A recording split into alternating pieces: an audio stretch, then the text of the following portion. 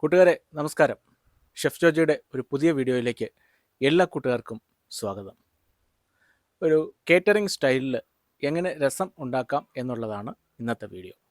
അപ്പോൾ വീഡിയോയിലേക്ക് പോകുന്നതിന് മുമ്പ് ആദ്യമായിട്ടാണ് നിങ്ങൾ ഈ ചാനൽ കാണുന്നതെങ്കിൽ സബ്സ്ക്രൈബ് ചെയ്യാൻ മറക്കരുത്. അതുപോലെ പഴയ ഒരുപാട് വീഡിയോകൾ ചാനലിൽ കിടപ്പുണ്ട്, അതും കാണുവാനായിട്ട് ശ്രമിക്കുക. അപ്പം നമുക്ക് വീഡിയോയിലേക്ക് പോകാം.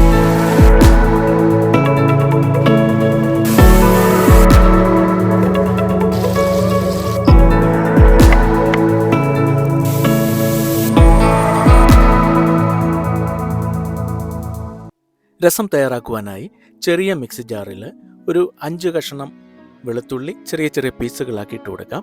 അതിലേക്ക് 1 ടീസ്പൂൺ കുരുമുളകും 1/4 ടീസ്പൂൺ ജീരകവും ചേർത്ത് ഒന്ന് ക്രഷ് ചെയ്തെടുക്കാം. ഇനി ഒരു പാത്രം എടുക്കാം. അത് ചൂടാകുമ്പോഴത്തേക്കിന് അതിലേക്ക് ഒരു 1.5 ടേബിൾ സ്പൂൺ വെളിച്ചെണ്ണ ഒഴിച്ചു കൊടുക്കാം. വെളിച്ചെണ്ണ ചൂടാകുമ്പോൾ 1 ടീസ്പൂൺ കടുകിട്ട് പൊട്ടിക്കാം. അതോടൊപ്പം തന്നെ ഒരു 1/4 ടീസ്പൂൺ ഉലുവയും ചേർത്ത് കൊടുക്കാം. ഇതിൽ വറ്റൽമുളകും കറിവേപ്പിലയും പച്ചമുളകും കൂടി ഇട്ട് കൊടുക്കാം. ഇനി നമ്മൾ ആദ്യം മിക്സി ഉപയോഗിച്ച് ക്രഷ് ചെയ്ത് വെച്ചിരിക്കുന്ന ആ കൂട്ട് ഇതിലേക്ക് ചേർത്ത് അതൊന്ന് വഴറ്റിയെടുക്കാം. നമ്മൾ ചേർത്ത ഈ ഒരു കൂട്ട് രസത്തിന് വളരെ പ്രാധാന്യമുള്ളതാണ്. വെളുത്തുള്ളിയും ജീരകവും കുരുമുളകും കൂടി ചേർത്ത് ഒരുമിച്ച് ക്രഷ് ചെയ്യുമ്പോൾ ഒരു പ്രത്യേക സ്മെല്ല് വരും. ആ സ്മെല്ല് അല്ലെങ്കിൽ ആ ഒരു ടേസ്റ്റ് രസത്തിന് വളരെ പ്രാധാന്യമുള്ളതാണ്. അത് തനിയെ ചേർക്കുമ്പോൾ അങ്ങനെ ഒരു ടേസ്റ്റ് വരാറില്ല. ഇനി കഷ്ണങ്ങളാക്കി വെച്ച ഒരു തക്കാളി ഇതിലേക്ക് ചേർത്ത് കൊടുക്കുകയാണ്. ഇത് നന്നായിട്ടൊന്ന് റോസ്റ്റ് ചെയ്തെടുക്കാം. ഇനി ഒരല്പം മല്ലിയില ഇതിലേക്ക് ചേർത്ത് കൊടുത്ത് അതൊന്ന് നന്നായിട്ട് റോസ്റ്റ് ചെയ്യാം. ഈ സമയത്ത് മല്ലിയില ചേർക്കുമ്പോൾ അതിൻ്റെ ആ ഒരു സത്തെല്ലാം ഈ രസത്തിലേക്ക് ഇറങ്ങുവാനും അതുപോലെ ആ ഒരു നല്ല ടേസ്റ്റ് ഈ രസത്തിനുണ്ടാകുവാനായിട്ടും സഹായകരമായിരിക്കും. ഇനി ഒരു 1/2 ടീസ്പൂൺ മഞ്ഞൾപ്പൊടി ഇതിലേക്ക് ചേർത്ത് നന്നായിട്ടൊന്ന് വഴറ്റിയെടുക്കാം. ഇനി ഞാൻ രസപ്പൊടിക്ക് പകരം സാമ്പാർ പൊടിയാണ് ഇതിൽ ചേർക്കുന്നത്.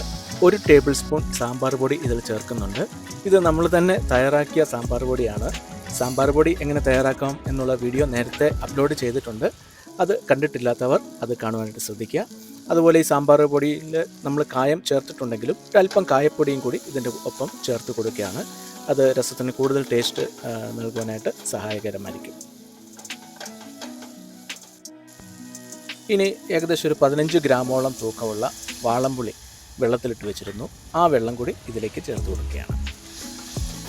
ഈ വാളംപുളിയുടെ ഈ സത്തും ഇതെല്ലാം കൂടി കുറേ നേരം ഒന്ന് നന്നായിട്ടൊന്ന് റോസ്റ്റ് ആകുന്നത് നന്നായിരിക്കും. നമ്മൾ ചേർത്ത എല്ലാ ചേരുവകളുടെയും സത്ത് ഇതിലേക്ക് ഇറങ്ങുവാനായിട്ട് അത് സഹായകമായിരിക്കും. ഈ സമയത്ത് ആവശ്യത്തിനുള്ള ഉപ്പും നമുക്ക് ചേർത്ത് കൊടുക്കാം.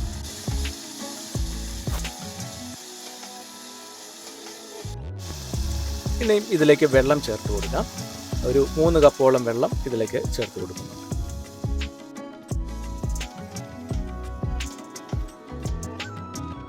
ഇപ്പോൾ അത് തിളച്ചു വന്നിട്ടുണ്ട്. ഇനി ഇതിലേക്ക് വേവിച്ച് വെച്ചിരുന്ന കുറച്ച് പരിപ്പിൻ്റെ വെള്ളം ചേർത്ത് കൊടുക്കുകയാണ്.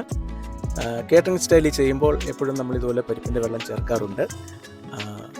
ഈ സാമ്പാറിനോ അല്ലെങ്കിൽ പരിപ്പ് കറിക്കോ പരിപ്പ് വേവിക്കുമ്പോൾ അതിൽ നിന്ന് കുറച്ച് വെള്ളം എടുത്ത് ഈ രസത്തിന് വേണ്ടി മാറ്റി വെക്കാറുണ്ട്. ഇനി രസം അങ്ങനെ ഒരുപാട് വെട്ടിത്തിളയ്ക്കേണ്ട ആവശ്യമില്ല. പിന്നെ ജസ്റ്റ് തിള വരുമ്പോൾ തന്നെ നമുക്ക് തീ ഓഫ് ചെയ്ത് കൊടുക്കാം. ഇപ്പോൾ രസം റെഡി ആയിട്ടുണ്ട്. ഇതിപ്പോൾ സെർവ് ചെയ്യാനായിട്ട് ഉള്ള പാകമായി കഴിഞ്ഞു. ഇനി അവരവരുടെ ഇഷ്ടാനുസരണം ഇത് നമുക്ക് സെർവ് ചെയ്യാവുന്നതാണ്. അതായത് ഇതുപോലെ തന്നെ നമുക്ക് സെർവ് ചെയ്യാം. അതുപോലെ ഇത് അരിച്ചതിന് ശേഷം അങ്ങനെയും സെർവ് ചെയ്യാം. അത് ഓപ്ഷനിലാണ്, അവരവരുടെ ഇഷ്ടം അനുസരിച്ച് ചെയ്യാവുന്നതാണ്. ഇപ്പോൾ കേറ്ററിംഗ് സ്റ്റൈലിലുള്ള ഒരു അടിപൊളി രസം റെഡിയായിരിക്കുകയാണ്. ഇത് എല്ലാവർക്കും എളുപ്പം ചെയ്യാവുന്നതേ ഉള്ളൂ. അപ്പോൾ ഈ വീഡിയോ നിങ്ങൾക്ക് എല്ലാവർക്കും ഇഷ്ടപ്പെട്ടു എന്ന് കരുതുന്നു. ഇഷ്ടപ്പെട്ടുവെങ്കിൽ ലൈക്ക് ചെയ്യാനും കമൻറ്റ് ചെയ്യാനും ഷെയർ ചെയ്യാനും മറക്കരുത്. അപ്പോൾ പുതിയൊരു വീഡിയോയുമായി ഉടനെ വരുന്നതായിരിക്കും. അതുവരേക്കും ബൈ.